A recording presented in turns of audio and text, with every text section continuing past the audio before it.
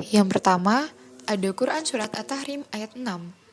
Sebelum membahas lebih lanjut tentang Quran Surat At-Tahrim ayat 6, alangkah baiknya kita akan membaca secara bersama-sama Quran Surat At-Tahrim ayat 6 yang berbunyi sebagai berikut. A'udzu billahi minasyaitonir rajim. Bismillahirrahmanirrahim. Ya ayyuhalladzina amanu qu anfusakum wa ahlikum naran waquduhan nas wal hijaratu 'alaiha malaikatu ghiladun shidadul la ya'sunallaha ma amarahum wa yaf'aluna ma yu'marun. Yang artinya, hai orang-orang yang beriman, peliharalah dirimu dan keluargamu dari api neraka yang bahan bakarnya adalah manusia dan batu. Penjaganya malaikat-malaikat yang kasar, keras, dan tidak mendurhakai Allah terhadap apa yang diperintahkannya kepada mereka, dan selalu mengerjakan apa yang diperintahkan.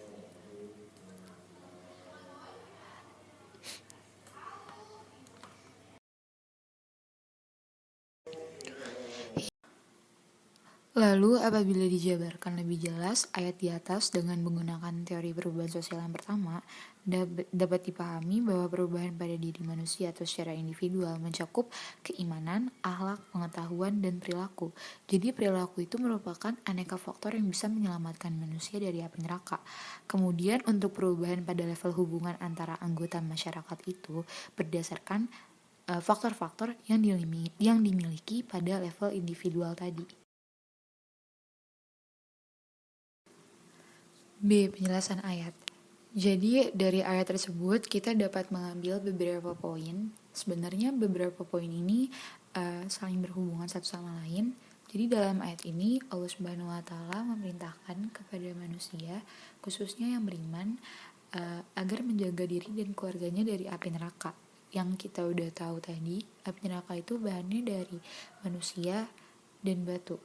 Gimana sih caranya? Caranya itu ya dengan taat dan patuh melaksanakan perintah Allah Subhanahu wa taala dan meninggalkan larangannya, serta mengajak keluarga supaya melaksanakan perintah agama dan meninggalkan apa yang dilarangnya, sehingga mereka akan selamat dari panasnya api neraka.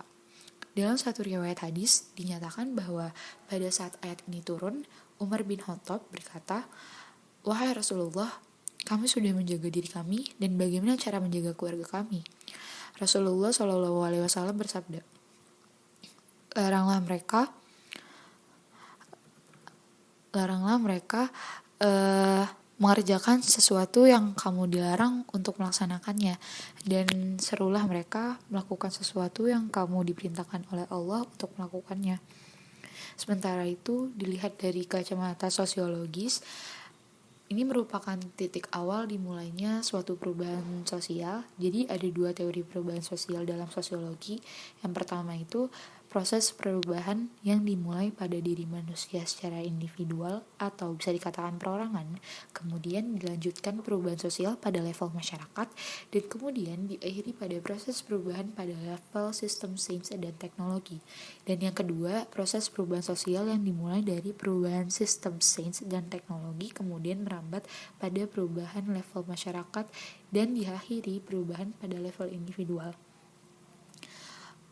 Lalu untuk surat At-Tahrim ayat 6 di atas ini mengandung pemahaman bahwa Islam itu menganut teori perubahan sosial yang pertama, yaitu adanya kewajiban memperbaiki kualitas kepribadian itu diawali atau dimulai dari dirinya terlebih dahulu, yaitu pada perintah jagalah dirimu dan kemudian disusul dengan dan keluargamu. Jadi petunjuk bahwa dalam Islam perubahan ke arah yang positif itu selalu dimulai dari level individu atau diri sendiri dan kemudian disusul pada level masyarakat atau teori pertama. Quran Surat At-Toha ayat 132 berbicara tentang tanggung jawab manusia terhadap keluarganya. A'udzubillahi minasyaitonirrajim. Bismillahirrahmanirrahim.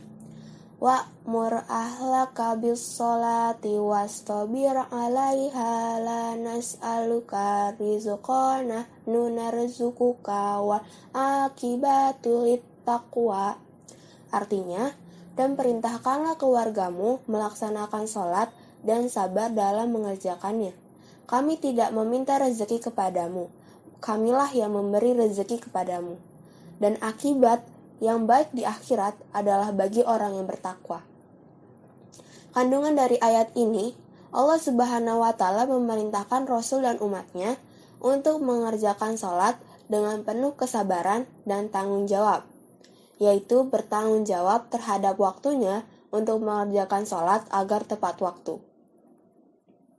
Juga Allah Subhanahu wa Ta'ala menegaskan bahwa Ia tidak pernah membebani atau mengharuskan hambanya untuk bersusah payah mencari rezeki, melainkan bahwa Allah Subhanahu wa Ta'ala lah yang akan memberi rezeki tersebut kepada hambanya.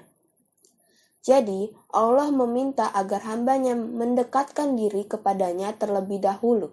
Maka dengan itu, Allah Subhanahu wa Ta'ala akan mempermudah segalanya dan terus memberi rezeki kepada hambanya yang bertakwa. Nah, berikutnya Quran Surat Al-An'am ayat 70 yang berbunyi Bismillahirrahmanirrahim. Wazaril lazina taquzu dinahum la'ibaw wa lahwaw wa gharrathumul hayatud dunya wa dzakkir bihi an tubsala nafsum bima kasabat laisa laha min dunillahi waliyyu wala syafi'un wa in tabdil kulla adlil la yuqaz minha ulaika allazina ubsilu bima kasabu lahum syarabun min hamimin wa azabun alimun bima kanu yakfurun. Shadaqallahu azim. Yang artinya, tinggalkanlah orang-orang yang menjadikan agamanya sebagai permainan dan senda gurau. Mereka telah tertipu oleh kehidupan dunia. Peringatkanlah mereka dengan Al-Quran agar setiap orang tidak terjerumus ke dalam neraka karena perbuatannya sendiri. Tidak ada baginya pelindung dan pemberi syafaat atau pertolongan selain Allah. Dan jika dia hendak menebus dengan segala macam tebusan apapun, niscaya tidak akan diterima. Mereka itulah orang-orang yang dijerumuskan ke dalam neraka karena perbuatan mereka sendiri. Mereka mendapat minuman dari air yang mendidih dan azab yang pedih karena kekafiran mereka dahulu. Quran Surat Al-An'am ayat 70.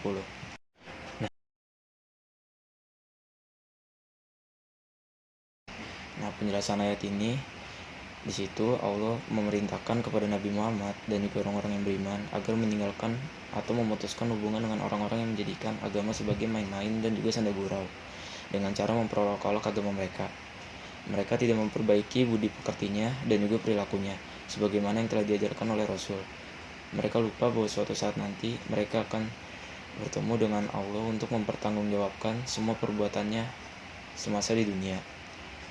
Mereka itu juga menyanyiakan waktu yang berharga semasa di dunia dengan hanya diisi oleh perbuatan-perbuatan yang merugikan diri mereka sendiri.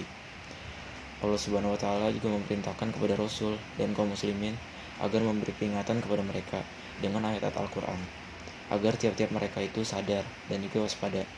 Jika tidak, mereka akan dijerumuskan ke dalam api neraka karena perbuatan mereka sendiri, yang saat hari itu tidak ada satupun, seorang pun yang dapat menolong, membawa kebaikan, menolak kejahatan, dan juga kesengsaraan yang mereka alami, selain daripada Allah. Tidak ada suatu tebusan apapun yang dapat dijadikan untuk membayar diri mereka, agar dapat terhindar dari azab Allah tersebut.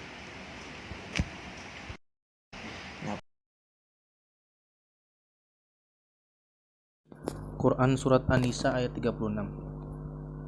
A'udzubillahi minasyaitonirrajim. Bismillahirrahmanirrahim.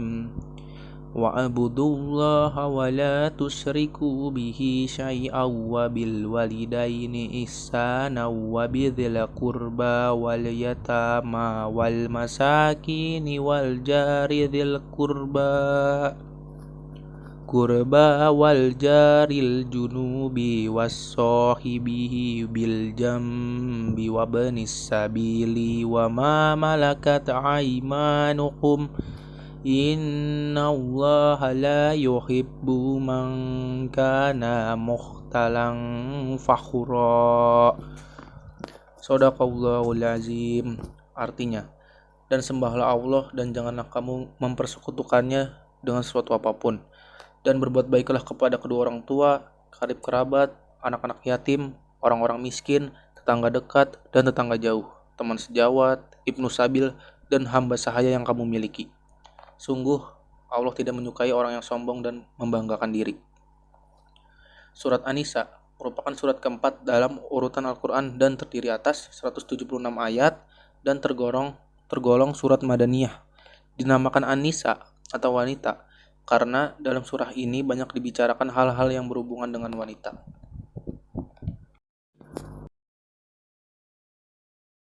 Berdasarkan surat An-Nisa ayat 36 tersebut, dapat diperoleh nilai pendidikan Islam, antara lain 1. Dalam ayat ini, Allah memerintahkan kepada kita untuk hanya menyembah kepadanya saja. Yang kedua, Allah juga melarang kita untuk berbuat syirik akbar, besar, ataupun syirik asgor, kecil. Yang ketiga, kita harus berbuat baik kepada semua orang baik dalam hal ucapan maupun perbuatan. Yang keempat, Allah tidak menyukai orang-orang yang membanggakan apa yang dia punya di hadapan orang lain. Berdasarkan surat Al-Hud 117-119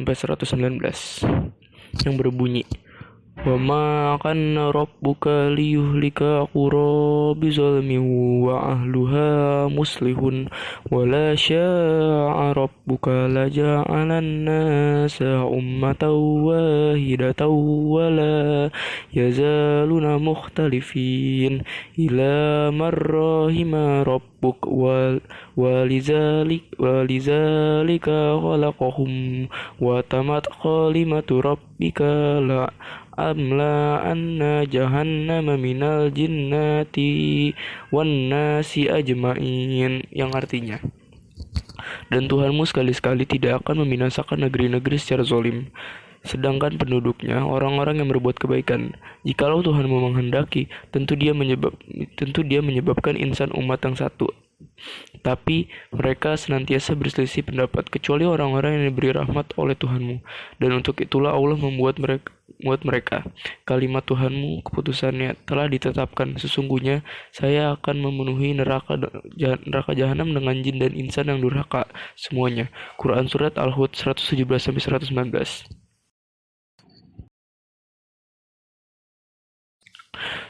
Surat Al-Hud merupakan surat ke-11 dalam urutan surat-surat pada Al-Quran. Surat ini adalah surat ke-49 dari surat-surat yang diturunkan kepada Nabi Muhammad SAW di Mekah dan terdiri dari 120 ayat. Surat Al-Hud ayat 117-119. Ayat ini berisikan tentang bahwa kalau dalam suatu negeri masih ada orang-orang baik, maka Allah Subhanahu wa taala tidak akan membinasakan negeri itu dengan aniaya, dengan tidak ada sebab. Azab diturunkan disebabkan perbuatan zalim manusia, maka berbuat baiklah untuk menghindarinya.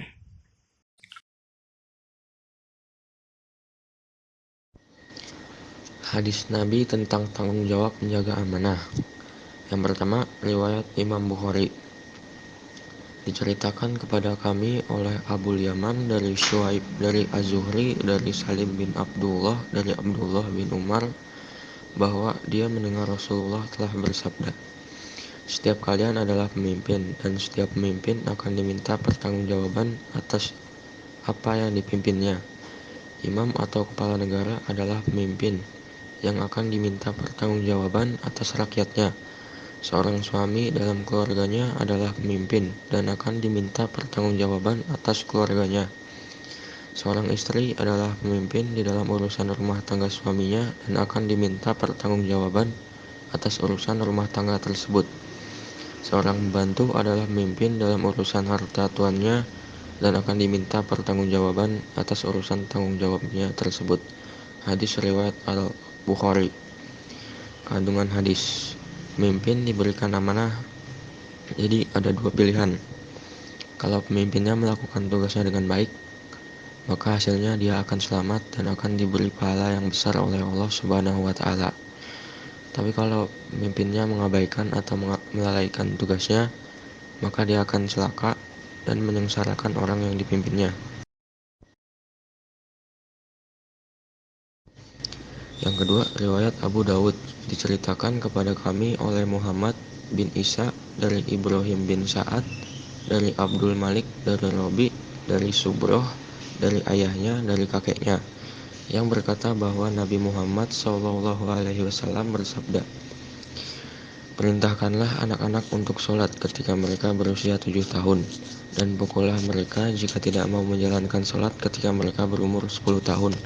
Kandungan hadis, Nabi Muhammad SAW memerintahkan mengajari anak-anak untuk sholat paling tidak pada umur 7 tahun. Jika sampai umur 10 tahun nggak mau sholat, maka harus dipukul. Yang jelas bukan memukul seperti orang dewasa memukul orang dewasa, tetapi memukul berarti memberikan peringatan, disiplin, didikan dengan cara yang tidak melukai.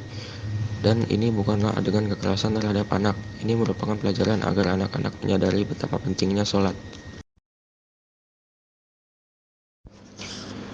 Yang ketiga, riwayat Imam Bukhari dan Imam Muslim, diceritakan kepada kami oleh Muhammad dari Amr bin Abi Salamah, dari Al-Auzai, dari Ibnu Syihab, dari Sa'id bin Musayyib, dari bahwa Abu Hurairah telah berkata, "Aku mendengarkan Nabi Muhammad SAW berkata, hak seorang muslim kepada muslim lainnya ada 5, yakni membalas salam, menjenguk yang sakit, mengantarkan jenazah, memenuhi undangan, dan mendoakan ketika bersin." Hadis riwayat Bukhari, Muslim. Agama Islam selalu mendorong pemeluknya untuk selalu mewujudkan dan memelihara persaudaraan dan kasih sayang. Oleh karena itu, agama Islam memerintahkan pemeluknya untuk melaksanakan kewajiban sosial terhadap sesama muslim. Karena adanya hak muslim atas muslim lainnya meliputi membalas salam, menjenguk yang sakit, mengantarkan jenazah, memenuhi undangan perkumpulan, dan mendoakan yang bersin. Dalam bahasa Arab, ungkapan ini bisa bermakna wajib dan juga bisa bermakna sunnah, yang sangat dianjurkan, sebab hak artinya sesuatu yang tidak sepantasnya untuk ditinggalkan.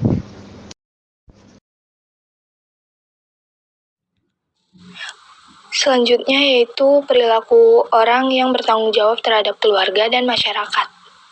Perilaku yang dilakukan sebagai pengalaman Quran Surat At-Tahrim ayat 6. 1. Perintah takwa kepada Allah Subhanahu wa Ta'ala dan berdakwah. Dalam ayat ini firman Allah ditunjukkan kepada orang-orang yang percaya kepada Allah dan Rasul-Rasulnya, yaitu memerintahkan supaya mereka menjaga dirinya dari api neraka yang bahan bakarnya terdiri dari manusia dan batu. Dengan taat dan patuh, melaksanakan Allah dan mengajarkan kepada keluarganya supaya taat dan patuh kepada perintah Allah untuk menyelamatkan mereka dari api neraka.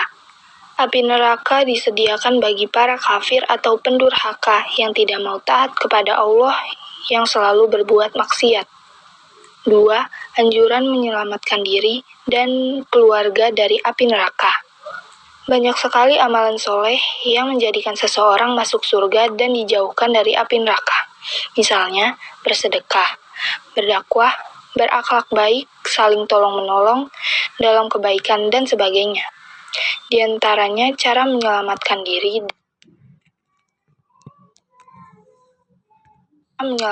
diri dari api neraka itu ialah mendirikan sholat dan bersabar. Selanjutnya, perilaku yang dilakukan sebagai pengalaman Quran Surat At-Toha ayat 132. 1. Mendidik keluarga untuk melaksanakan sholat dan bersabar dalam pelaksanaannya. Pentingnya bersabar dalam mengerjakan sholat, tidak boleh bosan, tidak boleh berhenti, dan segera mengerjakan jika datang waktunya. Sholat tidaklah membawa keuntungan materi, sholat tidaklah akan segera tampak hasilnya oleh mata. Sholat adalah urusan ketentraman jiwa dan sekaligus merupakan doa. 2. Sebelum mendidik dan menyuruh keluarga untuk melaksanakan sholat, seseorang sudah harus melaksanakannya.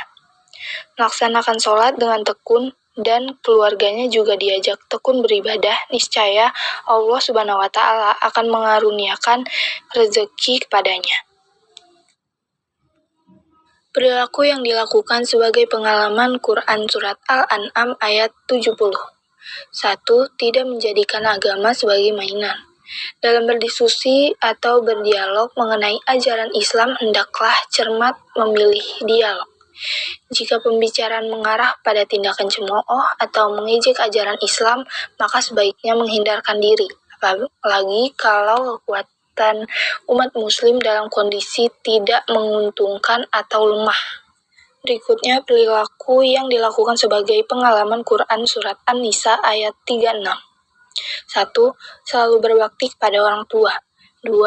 Selalu berbuat baik terhadap karib dan keluarga. 3. Berbuat baik kepada anak yatim. Dari ayat ini jelas bahwa manusia sebagai makhluk sosial tidak hanya berkewajiban menyembah Allah Subhanahu wa Ta'ala, akan tetapi ia juga harus memiliki sifat peduli terhadap masyarakat dan sekitarnya. Sehingga boleh dikatakan bahwa ibadah seseorang tidak akan sempurna bila tidak disertai dengan kepedulian terhadap keadaan dan masyarakat sekitarnya. Maksudnya, jika perintah menyembah Allah itu wajib, maka perbuatan baik kepada kedua orang tua, kerabat, anak yatim, dan sebagainya juga wajib. Yang terakhir, perilaku yang dilakukan sebagai pengalaman Quran Surat Hud ayat 117-119. 1. Selalu mengoptimalkan akal dan pikiran dalam menjalani kehidupan. Allah Subhanahu wa Ta'ala menganugerahkan manusia akal pikiran, potensi baik dan buruk, dan dalam saat yang sama mengutus para nabi dan rasul, menurunkan kitab suci untuk mengukuhkan fitrah kesucian yang melengkapi jiwa manusia, dengan harapan kiranya manusia tidak perlu berselisih. 2. Senantiasa menjaga persatuan dan kesatuan. Perselisihan adalah rahmat dan nikmat yang sempurna jika manusia pandai membawakannya. Sebab itu, hendaklah dipertinggi kecerdasan dan kesadaran beragama sehingga perselisihan dan perbedaan benar-benar menguntungkan bagi kehidupan manusia.